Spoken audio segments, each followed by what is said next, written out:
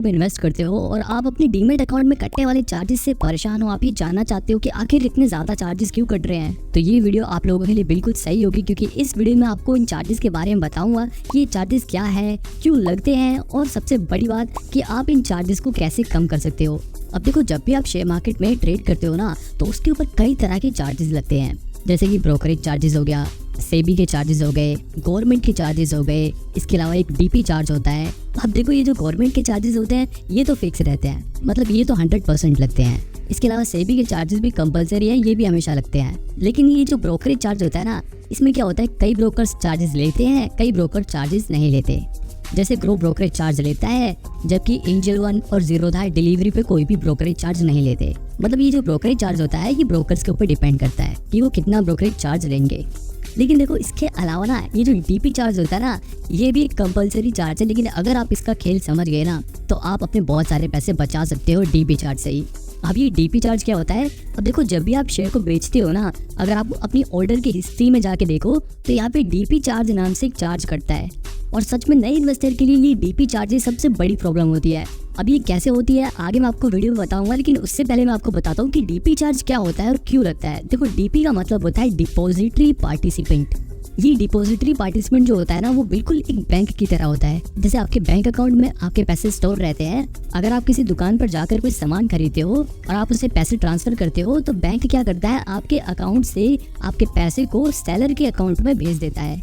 बिल्कुल इसी तरह जो डिपॉजिटरी पार्टिसिपेंट होता है ना, जब भी हम अपने शेयर को बेचते हैं तो वो हमारे डीमेट अकाउंट से हमारे शेयर को, हमारा शेयर जो खरीदता है उसे के अकाउंट में भेज देता है। अच्छा, यहाँ पर मैं आपको ये भी बता दूं कि अगर आप अपने शेयर बेचते हो ना, तो सामने से कोई आपका शेयर खरीद रहा होता है, तभी आपका शेयर बिकता है, तभी आपकी वो ट्रांजैक्शन पूरी होती है। मान लो अगर आप शेयर बेचना चाहते हो और सामने कोई खरीदने वाला है ही नहीं, तो आपके वो शेयर नहीं बिकेंगे। तो डिपॉजिटरी पार्टिसिपेंट आपके शेयर्स को दूसरे इन्वेस्टर के डीमेट अकाउंट में भेजने के चार्जेस काटता है, और इसी चार्ज को डीपी चार्ज कहा जाता है। अब देखो, ये जो डीपी चार्ज होता है ना, हर ब्रोकर अलग अलग चार्ज करता है। यहाँ पर मैं आपको सभी ब्रोकर की डीपी चार्ज की एक लिस्ट दिखाता हूँ। आप इस लिस्ट में सभी ब्रोकर के डीपी चार्ज को देख सकते हो। ये चार्ज 15-16 रुपए से लेकर 20 रुपए तक है। ओके, तो अब आपको सभी ब्रोकर के डीपी चार्ज भी पता चल गए और ये क्यों लगते हैं ये भी पता चल गया।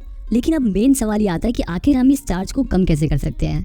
तो देखो, मान लो दो आदमी हैं, एक का नाम है काजू, एक का नाम है बादाम। और देखो, काजू क्या करता है, वो 100 रुपए का एक शेयर खरीद लेता है, और उसकी किस्मत अच्छी रहती है, उसके शेयर का प्राइस 100 रुपए से 110 रुपए हो जाता है। यानी कि उसने 100 में खरीदा और 110 में बेचा, उसको 10 रुपए का प्रॉफिट हुआ। और दूसरी तरफ बादाम 100 रुपए के 100 शेयर खरीद लेता है, यानी कि वो टोटल 10,000 रुपए लगाता है, और उसकी भी किस्मत अच्छी रहती है, और उसका भी 100 रुपए का शेयर 110 रुपए का हो जाता है। यानी कि उसने 10,000 में शेयर खरीदे और 11,000 में बेचा। तो यहाँ पर काजू को सिर्फ 10 रुपए का फायदा हुआ और बादाम को 1,000 रुपए का फायदा हुआ। अब यहाँ पर अगर आप इनके चार्जेस को देखो, एक चार्ज जो आपको सबसे कॉमन दिख रहा होगा वो है डीपी चार्ज। और ये देखो, ये डीपी चार्ज काजू के बारे में भी कट रहा है और बादाम के बारे में भी कट रहा है। लेकिन सबसे हैरानी वाली बात यह है कि काजू ने सिर्फ एक शेयर खरीदा, तब भी उसके ऊपर सिर्फ 16 रुपए का डीपी चार्ज लग रहा है। लेकिन बादाम ने 100 शेयर्स खरीदे और तब भी उसके ऊपर सिर्फ 16 रुपए का डीपी चार्ज लग रहा है। तो इस एग्जाम्पल से मैं आपको सिर्फ ये दिखाना चाहता था कि चाहे आप एक शेयर बेचो, चाहे आप 100 शेयर बेचो, ये जो डीपी चार्ज होता है ना, वो फिक्स रहता है। जैसे मैं आपको जीरोधा में दिखा रहा हूँ, तो जीरोधा में 13.5 रुपए प्लस जीएसटी था, यानी कि लगभग 16 रुपए कट रहा था, चाहे आप एक शेयर बेचो, चाहे आप 100 शेयर बेचो। अच्छा, यहाँ पर मैं आपको एक बात बता दूं कि जो डीपी चार्ज होता है ना, वो सिर्फ शेयर को बेचने पर लगता है। अगर आप शेयर्स को खरीद रहे हो ना, तो ये चार्ज नहीं कटते, सिर्फ शेयर्स को बेचते वक्त करते हैं, क्योंकि जब हम शेयर को बेचते हैं तभी हमारे डीमेट अकाउंट से डिपॉजिटरी पार्टिसिपेंट उन शेयर को दूसरे इन्वेस्टर के अकाउंट में सेंड करता है। अब देखो, जो बिल्कुल नए इन्वेस्टर होते हैं, जो नया नया शेयर मार्केट में इन्वेस्ट करना स्टार्ट करते हैं, वो क्या करते हैं, वो एक एक 2-2 शेयर खरीदते हैं और उन्हें बेचते हैं। इवन मैंने खुद भी जब नए नए शेयर मार्केट में इन्वेस्ट करना स्टार्ट किया था ना, तो मैं भी सिर्फ 1-2 शेयर खरीदता और जैसे उनका थोड़ा बहुत प्राइस बढ़ता मैं उसे बेच देता। लेकिन उन शेयर्स को बेचने के बाद भी मैंने ये देखा कि मैंने 1,000 रुपए लगाए थे, लेकिन कुछ दिनों बाद वो 1,000 रुपए प्रॉफिट में शेयर बेचने के बावजूद 900 रुपए हो गए। ऐसा कैसे हो गया, मैं बड़ा कंफ्यूज रहता था। लेकिन बाद में मुझे पता चला कि डीपी चार्ज सारी मुसीबत की जड़ है। अब जैसे मान लो मैं एंजल वन ऐप को यूज करता हूँ, एंजल वन में जो डीपी चार्ज होता है वो 20 रुपए लगता है। तो मैं क्या करता हूँ, मैं एक शेयर खरीदता हूँ और जैसे ही मेरे को प्रॉफिट होता है मैं उसे बेच देता हूँ। मैं ऐसा बार बार करता हूँ, एक शेयर खरीदता हूँ, एक शेयर बेच देता हूँ, 2 शेयर खरीदता हूँ, 2 शेयर बेच देता हूँ। अब मान लो मैं एक एक करके 10 बार शेयर को बेचता हूँ, तो मेरे ऊपर जो डीपी चार्ज होता है वो 10 बार लगेगा, यानी 20-20 रुपए करके 10 बार लगेगा, तो 200 रुपए का मेरे ऊपर डीपी चार्ज कट जाएगा। लेकिन अगर मैं इकट्ठे 10 शेयर को बेचता हूँ तो सिर्फ मेरे पर 20 रुपए ही चार्ज लगेगा। यहाँ पर आप देख रहे हो ना, इकट्ठे शेयर बेचने पर मेरे को 180 रुपए का फायदा हो रहा है। तो इस एग्जाम्पल से आप ये समझ गए होंगे कि ये जो डीपी चार्ज होता है ना, ये नंबर ऑफ शेयर्स के ऊपर नहीं लगता बल्कि नंबर ऑफ ट्रांजैक्शन के ऊपर लगता है। यानी कि डीपी चार्ज इस बात पे डिपेंड नहीं करता कि आप कितने सारे शेयर्स बेच रहे हो, बल्कि डीपी चार्ज इस बात पे डिपेंड करता है कि आप कितनी बार शेयर्स को बेच रहे हो।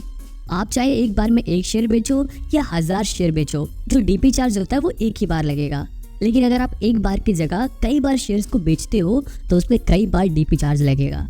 तो देखो, मेन मुद्दे की बात यही है कि आप एक एक करके शेयर्स को खरीद तो सकते हो, लेकिन जब भी आप उन्हें बेचो तो एक एक करके मत बेचो, वरना आपका प्रॉफिट धीरे धीरे खत्म हो जाएगा और आप सोचोगे यार मैंने लगाए तो 1000 रुपए थे, धीरे धीरे वो कम कैसे हो गए।